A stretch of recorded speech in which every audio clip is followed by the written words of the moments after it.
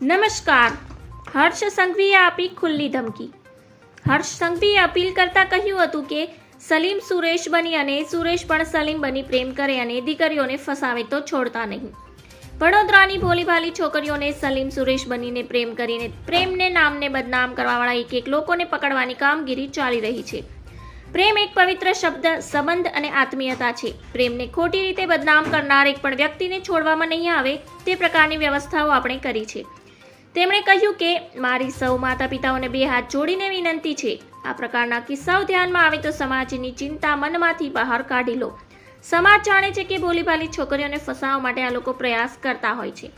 વધુમાં તેમણે કહ્યું કે 45 દિવસમાં કચ્છના 6 લવ જેહાદના કેસ પકડીને પોલીસ દ્વારા કામગીરી કરવામાં આવી છે, જેમાં તો 4 બાળકીઓ સગીર હતી, 18 વર્ષની ઉંમરની પણ ન થઈ હતી. આવી બાળકીઓ જોડે જે પ્રકારે ષડયંત્ર કરવામાં આવ્યું તેવા તમામને પકડી પાડવામાં આવશે.